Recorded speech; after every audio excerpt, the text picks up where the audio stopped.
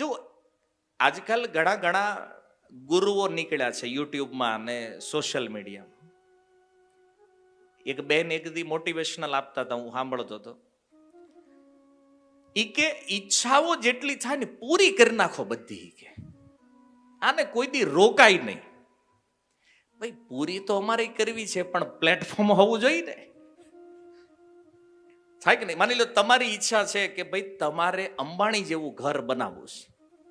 ઈચ્છા તો એવી છે આપણી કે આખું બિલ્ડિંગ આપણું એકલાનું જ હોય, પણ બેંક બેલેન્સ હોવું જોઈએ ને. એ કે બધી ઈચ્છા પૂરી કરીને મફતમાં થાય નથી થતી. આવું સાંભળવાના તે લોકો પૈસા આપે છે, કારણ કે મફતમાં શો નહીં થયો હોય. ત્યાં કઈક 5-10 હજારની ટિકિટો લઈને બેઠા છે, કારણ કે મોટિવેશન એ બહુ મોંઘું જ ભાઈ આજે.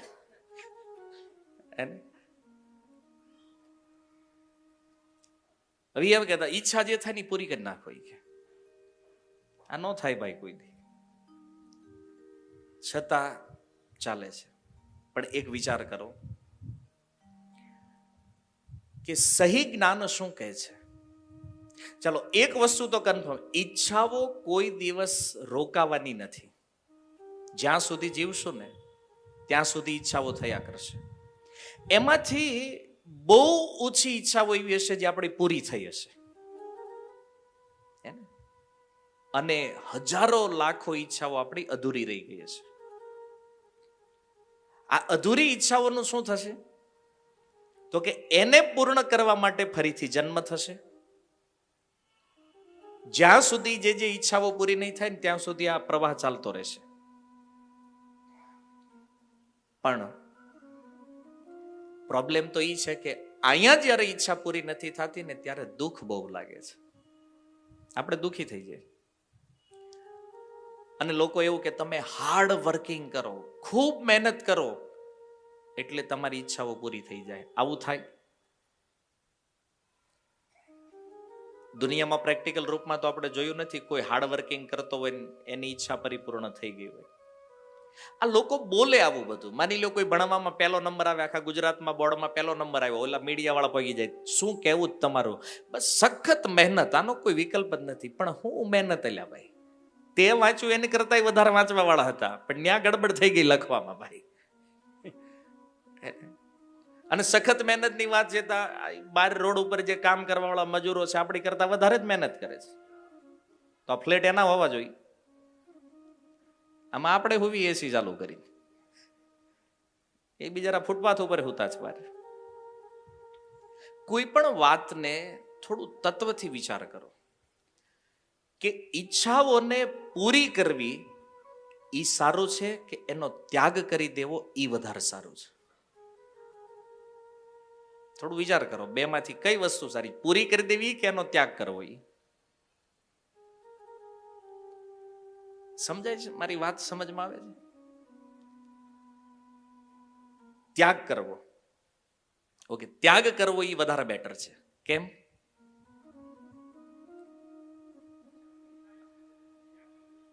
હા, માની લો કે તમે અહીંથી નીકળ્યા રોડે અને ઈ ક્લાસ મર્સિડીઝ જોઈ અને મનમાં ઈચ્છા થઈ આ જ લેવી છે, અને પછી તમે મહેનત શરૂ કરી ને મહેનત કરતા કરતા 60 વર્ષ વયા ગયા તમારા, તો મર્સિડીઝ નો મેળ આવ્યો નહીં. હવે ન મળી એટલે દુઃખ તો હજી ઊભું છે. પણ માની લો બીજા એંગલથી તમે વિચાર કરો કે મર્સિડીઝ નીકળી, આપણને ઈચ્છા થઈ લેવી છે, પણ ત્યારે ને ત્યારે એમ વિચાર આવે કે હારું આમાં ટાઈમ બગાડાય નહીં. ખબર છે આવે એમ, આને જવા દો, તો બીજે દીથી પાછા જ્યાં કામનું હોય ને ધંધે લાગવી આપણે. નહીતર ઓલી ઈચ્છા જે છે ને રાત દિવસ બાળે. આ સંસારનું સ્વરૂપ છે. ગૌકર્ણજી કહે છે વિમોહક, તમે વસ્તુને જોવો ને એટલે લેવાની ઈચ્છા થઈ જાય. ઈચ્છા થશે, આને તમે નહીં રોકી શકો, કારણ કે એવો કોઈ વ્યક્તિ જ નથી જે એમ કે મારી ઈચ્છા થતી જ નથી, અથવા મારી કોઈ ઈચ્છા જ નથી. ઈચ્છાઓ તો થશે, પણ જો એ ઈચ્છાઓનો તમે ત્યાગ કરી દેશો તો જીવનમાં સુખ રહેશે.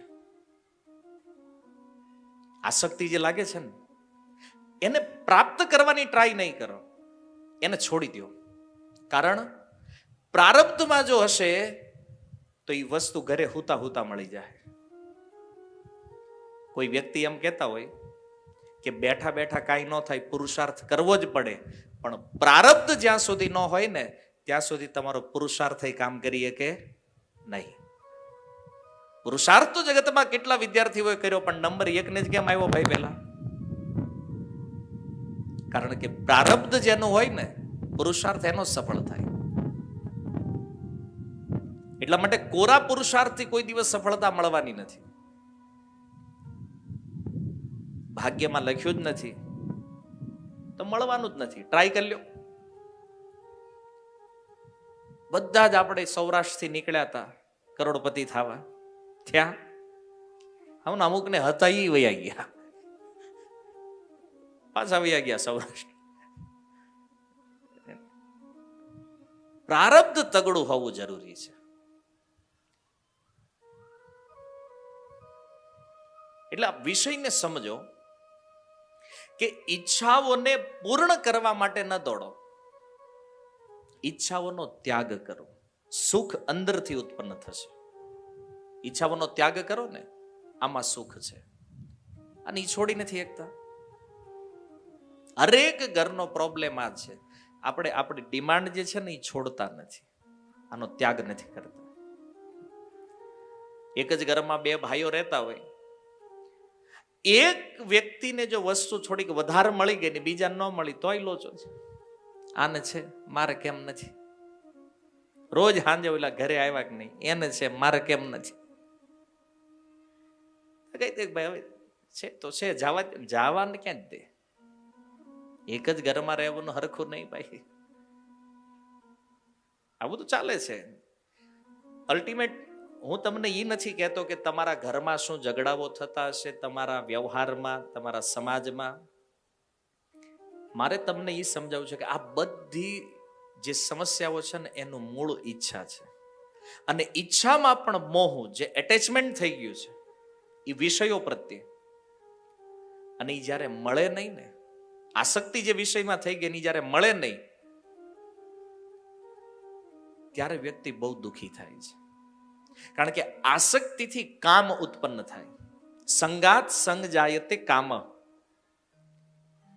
કોઈ વસ્તુમાં આસક્તિ, પછી એમાં કામના થઈ ગઈ, અને એ કામના પૂરી થઈ ગઈ તો ઠીક છે,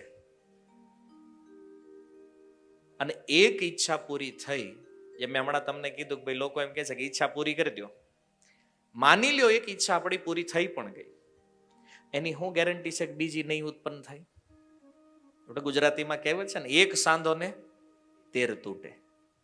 આપણને એમ થાય કે બસ એક વાર ઘરનું મકાન થઈ જાય સુખી, પછી ટેન્શન નહીં. હવે થઈ ગયા ને પછી ખબર પડે લે મેન્ટેનન્સ હવે ચાલુ થયું છે. આપણને એમ હતું કારું આ થઈ ગયું તો હવે રડી જાય. કાં તો કોઈ વાટે બેઠો એક વાર દીકરાના લગ્ન થઈ જાય ને પછી આપણે બધું મૂકીને ભજન જ કરવું, જુનાગઢ વયું જવું. દીકરાને લગ્ન થાય ને પછી ખબર પડે, દીકરો કે બાપા હવે તમે અમારી ભેગા નહીં, લે જુનાગઢ જવું જા. હવે થાય આપણું જે પ્લાનિંગ છે ને, કાળ બધું વીખી નાખે છે. એટલે જે પ્લાનિંગ આપણે કરીએ છીએ, ડિમાન્ડ જે આપણી છે પૂરી થઈ જાય કરે, અને થઈ ગઈ તો બહુ ભાગ્યશાળી છો તમે. પ્રારબ્ધ સારું છે, ઈચ્છા પૂરી થઈ, અને નહીં થઈ તો કે છે કામાત ક્રોધો વિજાયતે. અને આ એક વસ્તુ તમે નોટ કરજો, જ્યારે જ્યારે તમારા જીવનમાં ક્રોધ આવે વિચાર કરજો કે આ ક્રોધનું કારણ શું છે. કારણ છે આપણી અધૂરી ઈચ્છા. જે આપણે ચાહતા હતા એ થયું નહીં, અથવા એ ઈચ્છા પરિપૂર્ણ ન થઈ, એટલે ક્રોધ આવવાનું મૂળ કારણ આ છે. ને ભગવાન આગળના શ્લોકમાં કહે છે ક્રોધાત ભવતી સમોહ. ક્રોધમાંથી પૂર્ણ મોહ ઉત્પન્ન થાય. અને આ ક્રોધમાં જ્યારે પૂર્ણ મોહ થાય, સમોહાત સ્મૃતિ વિભ્રમ. અને આ પૂર્ણ મોહથી સ્મરણ શક્તિ વિભ્રમ થઈ જાય, ભ્રમિત થઈ જાય. એટલે શું કરવું શું ન કરવું આનો વિવેક વ્યક્તિ ખોઈ બેસે. અને એટલે જો ક્રોધમાં છે ને કામ હંમેશા ઉલટું જ થાય, ડિસિઝન ઉલટું જ આવે. તો સ્મૃતિનો નાશ તો નિશ્ચિત છે. સ્મૃતિ એટલે બુદ્ધિ, અને એ બુદ્ધિ એટલે કે વિવેક જ્યારે નષ્ટ થઈ જાય, સ્મૃતિ ભ્રંશાદ બુદ્ધિ નાશો, બુદ્ધિ નાશાત પ્રણશ્યતિ. અને જેની બુદ્ધિ જ નાશ થઈ ગઈ છે, આવા વ્યક્તિનો વિનાશ નિશ્ચિત છે. તો પછી એક પ્રશ્ન થાય કે તો આ વસ્તુ તો ચાલતી જ રહેવાની છે, તો પછી આમાંથી નીકળવું કેમ, આમાંથી બચવું કેમ? તો આનો એક બહુ સુંદર ઉપાય શ્રીલ રૂપ ગોસ્વામી કહે છે કે એવું નથી કે તમને ક્રોધ ક્યારેય આવશે જ નહીં જીવનમાં. આ તો બધા શરીરના આવેગો છે, આવતા રહેશે. વાણીનો આવેગ, ક્યારેક ક્યારેક માણસ હું બોલી જાય ખબર નહીં, પછી એમ થાય ન બોલ્યા હોત તો સારું હતું. મનનો આવેગ, મન કંટ્રોલમાં નથી. જીહવાનો આવેગ, સુરત વાળાને તો ખતરનાક છે. બોલો આપણે કેટલા ફેમસ છે જીહવાના આવેગમાં. કાશીનું મરણ, સુરતનું જમણ, કહેવત થઈ ગઈ. કાશીમાં વ્યક્તિને એમ થાય કે હાલો કાશી વહી જાય, કેમ ન્યા મરશું તો મુક્તિ થાય. આવડાને એમ થાય કે સુરતમાં ખાઈ ખાઈને આપણી મુક્તિ થઈ જાય. રાતે ખાય, દિવસે ખાય. જીહવાની લાલસા, જીભની જે લાલચ છે. ઉદર, પેટના આવેગ, અને જનેન્દ્રિયનો આવેગ. શ્રી રૂપ ગોસ્વામી કહે છે આવેગ રહેશે જ્યાં સુધી શરીર છે. પણ આનાથી બચવું હોય તો કહે છે યો વિષહેત ધીર, આને સહન કરો. માની લો તમારી અંદર ક્રોધ આવી ગયો, ક્રોધ આવી જાય ને એટલે છાનમાનું બેહી જવાનું 15 મિનિટ, 15-20 મિનિટ, ક્રોધ વયો જાય. કારણ કે આવેગનો સમય છે ને મેક્સિમમ અડધી કલાકનો હોય, મેક્સિમમ. પછી નો આવી. અને જો એ ટાઈમ તમે પાર કરી ગયા ને તો તમે એના અવિવેકથી અથવા એના દ્વારા ઉત્પન્ન થવા વાળો જે વિનાશ છે આનાથી તમે બચી જશો. ખેલ 15-20 મિનિટનો જ છે. માની લો કોઈ વ્યક્તિ આ ટેરેસ ઉપર ચડી ગયો, નક્કી કર્યું કાંઈ પડી જવું છે, ભલે એને કઈ તું પડ્યાનો વાંધો નહીં, પણ અડધી કલાક પછી પડજે. કોઈક આવું ક્યારેક કરતું હોય તેને કહેવાનું અડધી કલાક ખમી જા. કેમ? મુહૂર્ત સારું નથી, અત્યારે પડીશ તો નરકમાં જાય, અડધી કલાક પછી પડીશ તો સ્વર્ગમાં જાય. એટલે હાલને ભાઈ જાવું છે તો અડધી કલાક પછી જાય. બેહી ગયો અડધી કલાક, એટલે ઓલું જે બુદ્ધિનો વિનાશ થઈ ગયો છે ને, વિવેક જે ખોઈ બેઠો છે ને, એ પાછો રિકવર થઈ જશે. અને એને જ લાગશે સારું આ ખોટું છે, એ હાથે હેઠો ઉતરી જાય. સમજ્યા? ઉપવાસની ટેકનિક કહું તમને, આ બધામાં જ કામ લાગશે તમારે. માની લો કોઈ વ્યક્તિ ઉપવાસ કરે છે, તો એકાદશીમાં તો નિર્જળા ઉપવાસ જ છે. કોઈ નિર્જળાનું નામે એ અઘરું ઈ ન થાય આપણીથી. સવારથી નિર્જળા રે, બપોર પડે ને ત્યારે એમ થાય કે હું પાણી નહીં પીવું તો હું ઉગલી જઈશ. હે ને? હા, ઈ જયારે ભૂખ જે છે ને પીક લેવલ ઉપર વહી જાય ને ત્યારે એમ થાય કે હવે આપણે ગયા, જો મને પાણી નહીં મળે અડધી કલાક તો હું વયો જઈશ. પણ એ અડધી કલાક જાળવી જાવ ને પછી 2 દી પાણી ન માગો. તમે ટ્રાય કરી હોય તો ભીમ એકાદશી આવે છે નિર્જળા, એમાં ટ્રાય કરી જોજો. અથવા હરેક એકાદશી નિર્જળા, જે લોકો પ્રતિ એકાદશી નિર્જળ એને પૂછો તમને તકલીફ ન હોય એ કે કેમ? કારણ કે એ જ્યારે ફૂલ ટાઈમ તમને ફૂલ ભૂખ ને તરસ લાગે ને, અડધી કલાક છાનવાના બેહી જાવ, અને એ અડધી કલાક પાર થઈને પછી 2 દિવસ તમે ખાવાનું કે પાણી નહીં માગો. એ એક આવેગ છે, એ આવેગ શમી ગયો, વાર્તા પૂરી થઈ ગઈ. પણ મનુષ્યમાં એટલું ધૈર્ય નથી કે એ આવેગને સમય આપી શકે. અને આ જો શીખી ગયા તો તમે સમજી લો કે તમે તમારી ઉપર શાસન કરતા થઈ જશો. રૂપ ગોસ્વામી કહે છે જે પોતાની ઉપર શાસન કરી શકે એ આખી દુનિયા ઉપર શાસન કરી શકે. જેનો પોતાની ઉપર કંટ્રોલ નથી એ બીજાને કેવી રીતે કંટ્રોલ કરી શકે? આ જે ટેકનિક છે ને, જો શાસ્ત્ર જે છે ને એ કોઈ કેવલ વાર્તાઓ નથી. સાયન્સ છે, પરફેક્ટ વિજ્ઞાન છે. આજના વિજ્ઞાનને જેટલી ખબર નથી ને એનાથી અનંત ગણી વાતો, અનંત ગણું નોલેજ આ શાસ્ત્રોમાં છે. વિચાર કરો, આપણા ઋષિમુનિઓની એ બુદ્ધિ કેવી હશે જેને પ્રકૃતિનું આટલું સૂક્ષ્મ અધ્યયન કરી અને આ વાતો એમણે આપણને આપી છે. કે આ બધા, હવે ક્રોધ માટે કેટલા સેમિનારો થયા, ક્રોધ કંટ્રોલ કરવા માટે. ઘણા કે ક્રોધ આવે ત્યારે હસવા માંડો, ઘણા કે ક્રોધ આવે ત્યારે ઊંધા એકડા ગણો. પણ આ બધી વસ્તુ અલ્ટિમેટ છે શું ખબર છે? એ આવેગને સમય આપવાનો છે તમારે. આવેગ આવ્યો એને તરત પૂરો ના કરો. ક્રોધ આવ્યો એટલે ગોળી મારવી તે જરૂરી નથી. ઘડી ખમો ભાઈ, 15 મિનિટ ખમી જાય તો બંદૂક કદાચ નીચે વહી જાય. નહીતર તમે જુઓ કે જેણે જેણે બંદૂકો રાખીને ઘરે, છેલ્લે તો એ જ ગોળીએ મરી ગયા છે. હું કામ રાખવી ભાઈ? કેમ? કારણ કે જીવનમાં કોઈની ઉપર ફોડવાનો વારો જ ન આવ્યો તો કે છેલ્લે આપણે છવી ઉભડી જાવ. હું એ નથી કહેતો ગન ન રખાય, પણ આપણી ઉપર કંટ્રોલ હોય ને તો રખાય. શસ્ત્ર રાખવું હોય તો પેલા શાસ્ત્ર શીખી લો. કેમ? કારણ કે એને ક્યાં ચલાવવું, કેવી રીતે ચલાવવું, આનું પણ જ્ઞાન હોવું જોઈએ.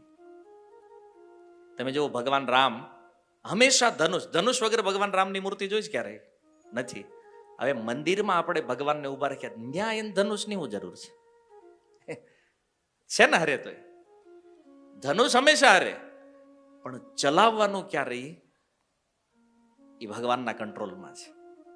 અર્જુનનું ગાંડીવ એની સાથે રહેતું, પણ ક્યાં ચલાવવાનું છે, સમય સ્થાન, તો એ અર્જુનના કંટ્રોલમાં હતું. અને આજકાલ તમે જુઓ, અમેરિકામાં એક છોકરો બંદૂક લઈને ઘૂસી ગયો શાળામાં, આડેધડ ફાયરિંગ કર્યું, 20 છોકરા મરી ગયા. તમે શસ્ત્ર તો આપો છો, પણ શાસ્ત્ર નથી, એટલા માટે એમાં વિવેક નથી. અને આ વિવેકનો નાશ થઈ જાય ને જ્યારે, ત્યારે વ્યક્તિનું જીવન નષ્ટ થઈ જાય છે. એટલા માટે હવે અંતિમ પ્રશ્ન એ છે કે આ વિવેક મળે ક્યાં? સત્સંગમાં. એને બિનુ સત્સંગ વિવેક ન હોય. સત્સંગ કોને મળે છે? રામ કૃપા બિનુ સુલભ ન સોઈ. જેની ઉપર ભગવાનની કૃપા હોય ને એને સત્સંગ પ્રાપ્ત થાય. અને નિત્ય પ્રતિ જે પોતાને સત્સંગમાં રાખે છે, આમાં એ વિવેક જાગૃત થઈ જાય. આવો વ્યક્તિ પોતાને કંટ્રોલ કરે છે. અને એટલા માટે જીવનમાં કોઈ પણ ઈચ્છા થાય, કોઈ પણ લાલચ હોય.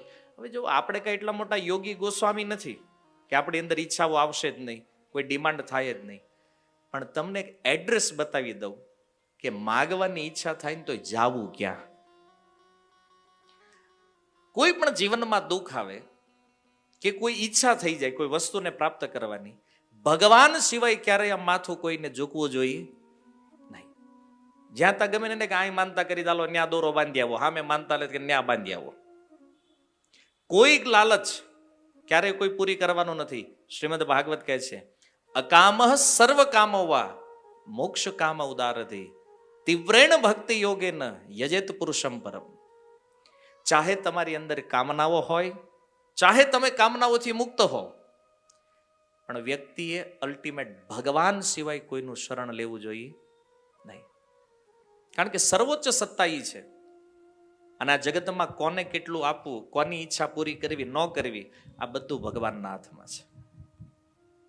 અને તમને એમ હોય કે બહુ બધે જઈને બહુ માનતાઓ કરીને જો તમે સુખી થઈ જાઓ, આ તમારો વહેમ છે. જે મંદિરમાં માની લો તમારી એક ડિમાન્ડ પૂરી થઈ છે, ત્યાં બીજા 1000 લોકો માથા અડાડે છે, એની નથી થઈ. એટલે કાગડાનું બેહવું, ડાળીનું પડવું કદાચ થવાનું હોય તો આને ચમત્કાર ન માની લેવો કે હા અમે ત્યાં ગયા ને એટલે અમારે કામ થઈ ગયું. એ તમારા કર્મમાં હતું, થવાનું જ હતું ને તમે ગયા. ન ગયા હોત તો એમ જ સુલટવાનું હતું. કારણ જે પ્રારબ્ધમાં છે એ ક્યારેય મટવાનો નથી. અને કોઈ પણ કર્મનો જો નાશ કરવો હોય, તમે ચાહો છો કે આપણા પૂર્વે કરેલા કર્મોનું ફળ આપણને ન મળે, આપણે દુઃખી ન થઈએ, તો આ કર્મોને નાશ કરવાની શક્તિ કેવલ ભગવાનમાં છે. અને એટલા માટે સૂત ગોસ્વામી કહે છે કે ભગવાનની શરણમાં જાવું આ જ મનુષ્ય જીવનનું લક્ષ્ય છે.